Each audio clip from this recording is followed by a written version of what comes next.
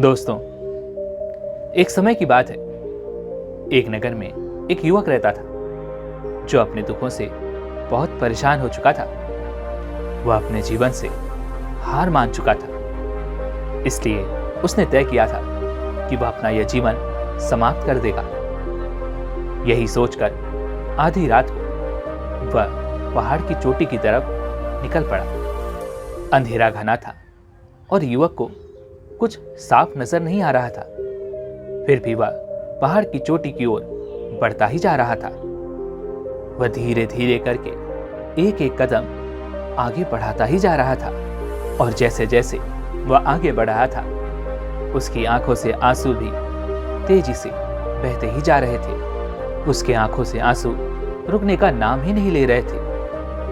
और तभी अचानक उसका पैर फिसल गया और वह धड़ाम से गिर पड़ा और उसके मुख से एक चीख निकली, जो वहां पर रहने वाले एक बौद्ध भिक्षु के कानों में पड़ी। वह बौद्ध भिक्षु उसी पहाड़ के किनारे पर एक कुटिया बनाकर रहा करते थे। उन्होंने जब उस युवक की चीख सुनी तो वह उस युवक के पास पहुंचे। उन्होंने देखा कि उस युवक के पैर में गंभीर चोट लगी है, जिस कारण वह युवक कराह रहा है। यह देखकर वह बौद्ध भिक्षु जैसे तैसे उसे पकड़कर अपनी कुटिया में ले गए। वहां जाकर उन बौद्ध भिक्षु ने उस युवक के पैर पर मलहम पट्टी की और फिर उससे कहा, भंते, तुम इतनी रात को इतने अंधेरे में इस पहाड़ पर क्या कर रहे थे? तुम नहीं जानते इस पहाड़ पर जंगली जानवर भी रहते हैं और वैसे भी इतनी अंधेरी रात में तो रास्ता भी स्पष्ट साफ दिखाई नहीं देता। फिर आखिर तुम कहां जा रहे थे? इस पर वह युवक क्रोधित होते हुए उन बौद्ध भिक्षु से कहता है, इससे तो अच्छा होता कि मैं मृत्यु को प्राप्त हो जाता, कोई जंगली जानवर आकर मुझे खा लेता, क्योंकि मैं तो यहां पर खुद ही आत्महत्या करने आया था। परंतु अचानक मेरा पैर फिसल गया और मेरे पैर में गंभीर चोट आ गई, अन्यथा आज मैं इस पहाड़ की चोटी से कूदकर अपनी जान दे ही देता। इस पर वह बौद्ध भिक्षु उस युवक से कहते हैं, भंते, आखिर तुम्हारे साथ ऐसा क्या हो गया है कि तुम इतने निराश हो चुके हो, अपने जीवन से हार मान चुके हो? इस पर वह युवक उन बौद्ध भिक्षु से कहता है, हे गुरुवर, कुछ वर्षों पहले मेरा जीवन बहुत खुशहाल था। मेरे जीवन में किसी चीज की कोई कमी नहीं थी। मैं, मेरे माता पिता और मेरी पत्नी, हम सभी बहुत खुश रहते थे। लेकिन कुछ महीने पहले की बात है, किसी ने पैसों के लालच में मेरे पिता की हत्या कर दी और ये गम मेरी मां सहन न कर पाई और उन्होंने भी अपने प्राण त्याग दिए। उसके बाद मेरे पूरे परिवार में मैं और मेरी पत्नी ही बचे थे। लेकिन मेरी किस्मत तो देखिए कि आज मेरी पत्नी भी मेरा साथ छोड़कर जाने के लिए तैयार है। अर्थात वह भी कुछ दिनों से बहुत ज्यादा गंभीर बीमारी से ग्रस्त है और आज तो बड़े बड़े वैद्यों ने भी अपने हाथ खड़े कर दिए। वे कहते हैं कि इसके पास केवल कुछ ही घंटे का समय बचा हुआ है और मैं अपनी पत्नी से बहुत प्रेम करता हूं और यदि वह मुझे छोड़कर चली गई तो मैं जीकर क्या करूंगा? इसलिए मैंने सोचा कि मैं भी अपने प्राण त्याग ही देता हूं और यही सोचकर मैं यहां पर आत्महत्या ही करने आया था। परंतु मेरे भाग्य ने यहां पर भी मेरा साथ नहीं दिया और देखिए, मेरे पैर में गंभीर चोट आ गई और आप मुझे यहां ले आए। अब आप ही बताइए कि मैं क्या करता? क्या मेरे पास कोई और रास्ता बचा था? क्या मैं अपने भाग्य से लड़ सकता हूं? क्या मैं उसे बदल सकता हूं? मैं अपनी पत्नी को तो मृत्यु से नहीं बचा सकता था, परंतु मैंने ये तय कर लिया था कि मैं भी अपने प्राण त्याग ही दूंगा। लेकिन मैं कितना बदकिस्मत हूं, ये कहकर वह युवक रोने लगा। इस पर वह बौद्ध भिक्षु उस युवक को समझाते हुए कहते हैं, भंते, तुम्हारे रोने या पश्चाताप करने से तुम्हारे जीवन में कुछ भी नहीं बदलने वाला। तभी वह युवक उन बौद्ध भिक्षु से प्रश्न करते हुए कहता है, तो हे गुरुवर, आप ही बताइए, आप तो मुझे ज्ञानी मालूम पड़ते हैं। आप ही बता सकते हैं कि मैं क्या करूं, मेरे लिए कौन सा रास्ता उचित है। क्या मैं अपना भाग्य बदल सकता हूं? क्या मैं अपनी पत्नी को मृत्यु के मुंह से बचा सकता हूं? मेरी पत्नी हर पल मृत्यु के और करीब जा रही है और मैं उसके लिए कुछ नहीं कर सकता। ऐसा जीवन जीकर भला मुझे क्या ही मिलने वाला है। तभी उन बौद्ध भिक्षु ने आश्रम में बने हुए एक कुएं की तरफ इशारा किया और कहा, भंते, उस कुएं के पत्थर पर पड़ी हुई रस्सी के निशान देख रहे हो?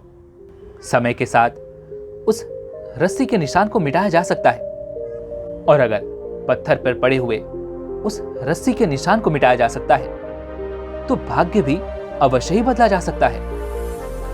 तभी अचानक उन बौद्ध भिक्षु ने उस युवक से कहा, भंते, तुमने कहा था कि तुम्हारी पत्नी अपनी आखिरी सांसें गिन रही हैं और अब भी उसके पास कुछ समय शेष बचा हुआ है। तुम मुझे उसके पास ले चलो।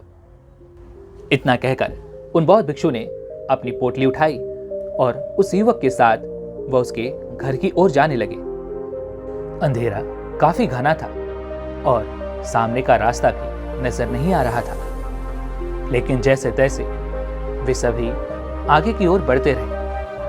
और तभी अचानक उन बौद्ध भिक्षु के कानों में कोई दर्द भरी आवाज पड़ी, जैसे कोई जंगली जानवर दर्द के मारे करा रहा हो। उन बौद्ध भिक्षु ने जब उस आवाज का पीछा किया तो उन्हें पता चला कि एक कुत्ता एक छोटे से गड्ढे में जा गिरा है, जिस कारण उसे चोट आ गई। उन बौद्ध भिक्षु ने जैसे तैसे उस कुत्ते को उस गड्ढे से बाहर निकाला और उसकी मरहम पट्टी की, लेकिन वो ये भूल चुके थे कि समय बीतता जा रहा है। तभी वह युवक उन बौद्ध भिक्षु से कहता है, हे गुरुवर, आप इन चीजों में समय व्यर्थ क्यों कर रहे हैं? मेरी पत्नी वहां जीवन और मृत्यु से जूझ रही है और आप यहां पर इस कुत्ते के पीछे अपना समय नष्ट कर रहे हैं। तभी वह युवक उन बौद्ध भिक्षु के सामने अपने दोनों हाथ जोड़कर उनसे विनती करते हुए कहता है, हे गुरुवर, मेरी पत्नी के पास अब बहुत कम समय बचा है। इस कुत्ते का जीवन बचाने में पूरा समय यूं ही लगा देंगे तो मेरी पत्नी नहीं बच पाएगी। उस युवक की यह बात सुनकर वह बौद्ध भिक्षु उस युवक से कहते हैं, भंते, मैं एक सन्यासी हूं और सन्यासियों के लिए सभी का जीवन एक बराबर ही है, फिर चाहे वो पशु हो, पक्षी हो या फिर कोई इंसान। इसलिए मैं अपना कार्य कर रहा हूं और तुम अपना कार्य करो, अर्थात ईश्वर से प्रार्थना करो कि वह तुम्हारी पत्नी को कुछ और समय दान दे दे। इतना कहकर वह बौद्ध भिक्षु उस कुत्ते की जान बचाने में जुटे रहे और कुछ ही समय बाद वह कुत्ता पहले से काफी बेहतर नजर आने लगा। उसके बाद वह बौद्ध भिक्षु और वह युवक वापस अपने मार्ग में आगे की ओर बढ़े और देखते ही देखते वह उस युवक के घर पहुंचे। जब वे सभी उस युवक के घर पहुंचे तो उन्होंने देखा कि वहां पर बहुत सारे लोग एकत्रित हुए हैं। यह देखकर तो एक बार के लिए युवक घबरा गया। उसे लगा कि उसकी पत्नी अब जीवित नहीं रही। यह देखकर उस युवक का दिल बैठ गया और वह वहीं किनारे पर बैठकर रोने लगा। लेकिन वह सन्यासी आगे की ओर बढ़ा। तभी उसने देखा कि उसकी पत्नी अब भी जीवित थी। उसने बिना समय गंवाए तुरंत ही अपने थैले से एक जड़ी बूटी निकाली और कुछ मंत्रों का उच्चारण किया और फिर वह जड़ी बूटी उस युवक की पत्नी के शरीर पर चारों ओर घुमा दी। उसके कुछ समय बाद उस युवक की पत्नी का दर्द कम होने लगा। वह धीरे धीरे अच्छा महसूस करने लगी और बिस्तर पर उठकर बैठ गई। यह देखकर सभी लोग अचंभित रह गए कि जो स्त्री आज पिछले कई महीनों से केवल बिस्तर पर लेटी हुई थी, आज वह अचानक बिस्तर पर उठकर कैसे बैठ सकती है। यह देखकर सभी उन बौद्ध भिक्षु को प्रणाम करने लगे। सभी एक दूसरे को देखकर यही कह रहे थे कि आज तो चमत्कार हो गया। सन्यासी की उस जड़ी बूटी ने इस महिला को ठीक कर दिया। सभी बहुत खुश थे, बहुत प्रसन्न थे और उस युवक ने भी जब अपनी पत्नी को पूरी तरह से स्वस्थ देखा तो खुशी के मारे वह भी झूम उठा। उसे लगने लगा था कि उसका भाग्य बदल गया। वह बहुत खुश था। लेकिन तभी अचानक उसके मन में एक विचार उत्पन्न हुआ, और वह यह था कि जब उन बौद्ध भिक्षु ने कहा था कि अगर पत्थर पे से रस्सी का निशान मिटाया जा सकता है तो भाग्य भी बदला जा सकता है, लेकिन पत्थर पे से तो रस्सी का निशान कभी नहीं मिटता, तो फिर भाग्य कैसे बदल सकता है? यह विचार उत्पन्न होते ही उस युवक ने तुरंत ही उन बौद्ध भिक्षु से सवाल करते हुए कहा, हे महाराज, मेरा भाग्य कैसे बदल सकता है? जब पत्थर पे से रस्सी का निशान मिट ही नहीं सकता तो मेरा भाग्य कैसे बदल सकता है? इस पर वह बौद्ध भिक्षु हल्की मुस्कान के साथ उस युवक से कहते हैं, भंते, मैं तुम्हें इसका जवाब अवश्य दूंगा, परंतु उचित समय आने पर, और मैं जानता हूं कि उचित समय आने पर तुम मुझे ढूंढ ही लोगे। इतना कहकर वह हल्की मुस्कान के साथ वापस अपने आश्रम की ओर लौट गए। देखते देखते समय बीतने लगा और ऐसे ही करीब 20 वर्ष बीत गए। वह युवक अब अधेड़ उम्र का व्यक्ति हो चुका था और वह अपने घर की छत के ऊपर बैठा हुआ था, अपने जीवन के बारे में सोच रहा था। लेकिन अब तक उसे उसके प्रश्न का उत्तर नहीं मिल पाया था। वह उस सन्यासी को भूला नहीं था, बल्कि उस युवक ने उन बौद्ध भिक्षु को खोजने का बहुत प्रयास किया, परंतु वह बौद्ध भिक्षु उसे कहीं नहीं मिले।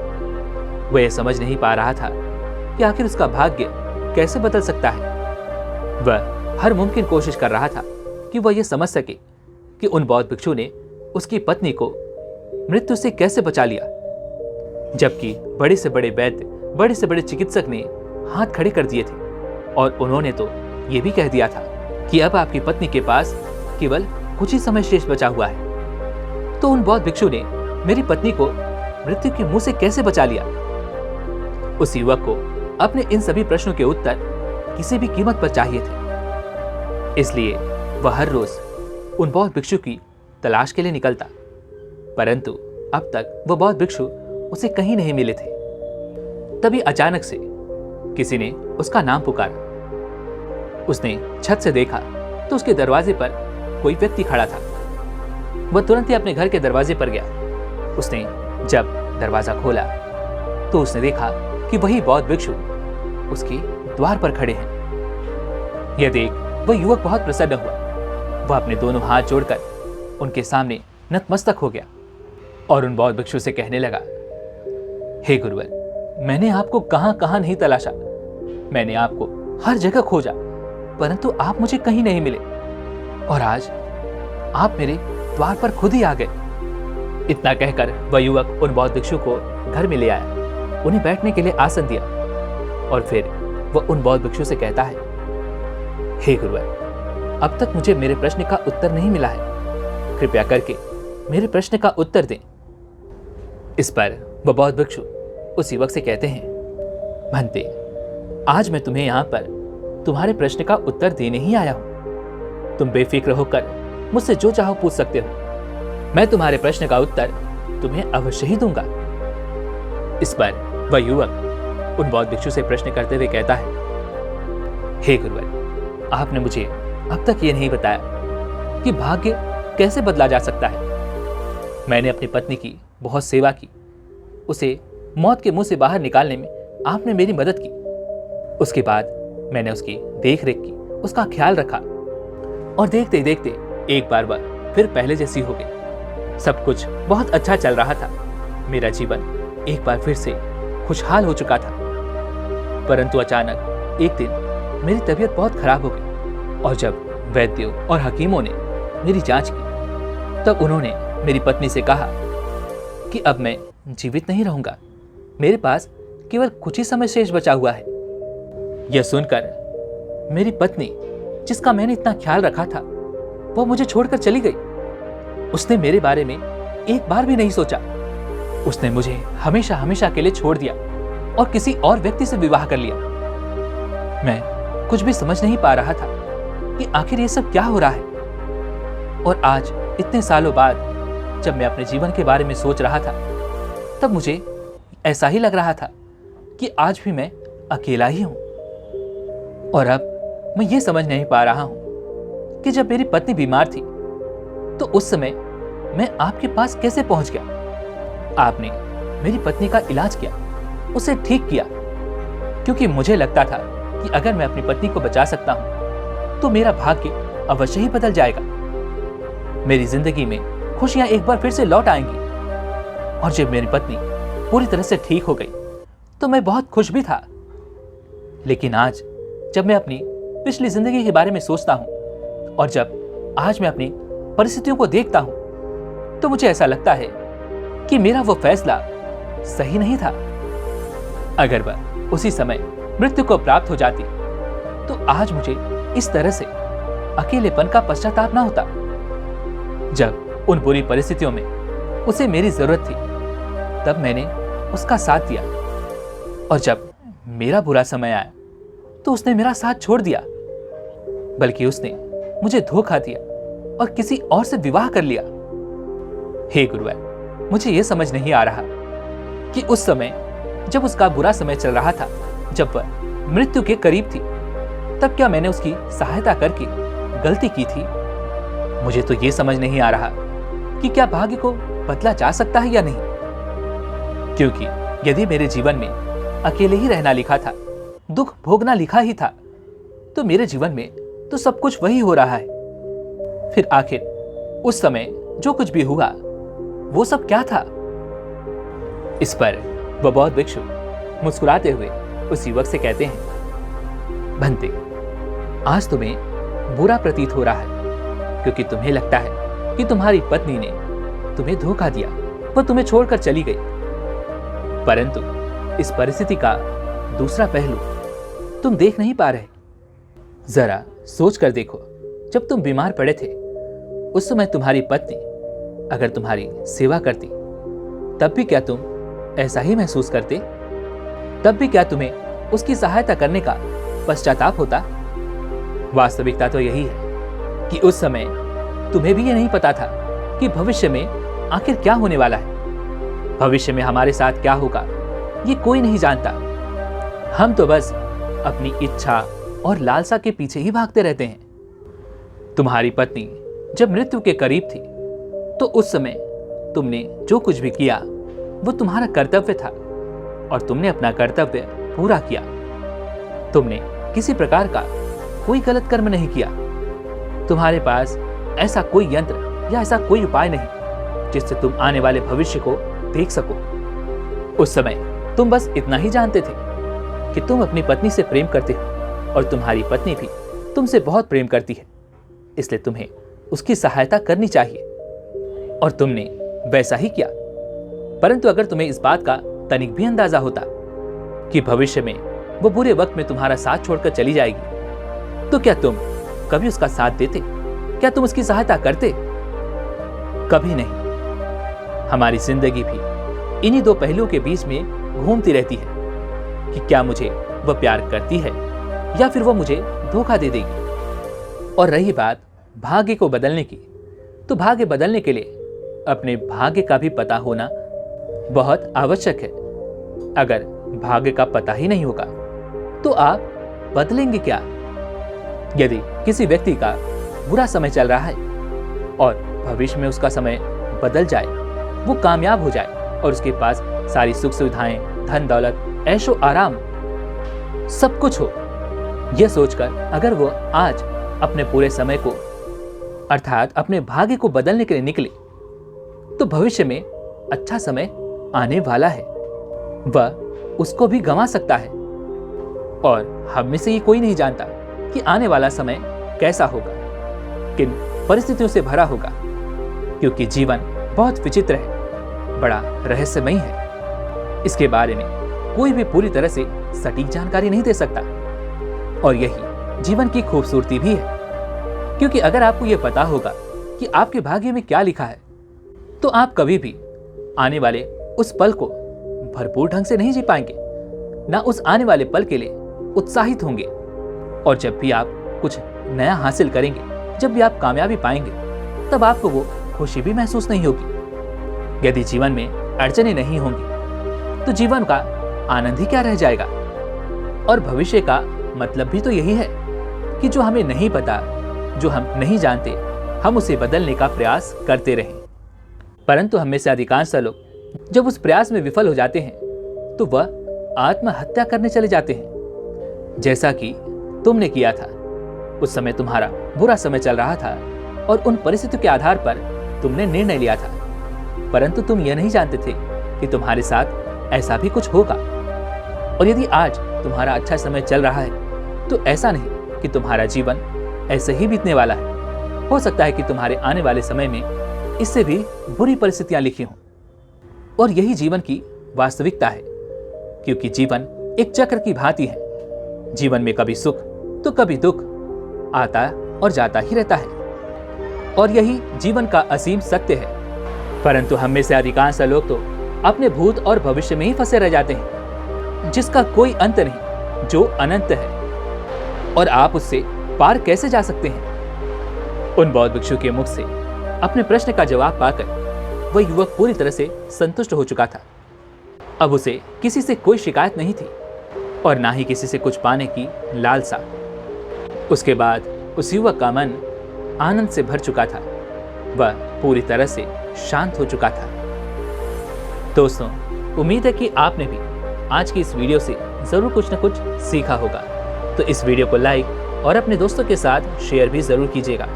और हाँ, अगर आप हमारे चैनल पर नए हैं तो चैनल को सब्सक्राइब और घंटी बटन को जरूर दबा दीजिएगा। चलिए मिलते हैं अगली वीडियो में, तब तक के लिए अपना ख्याल रखें। धन्यवाद।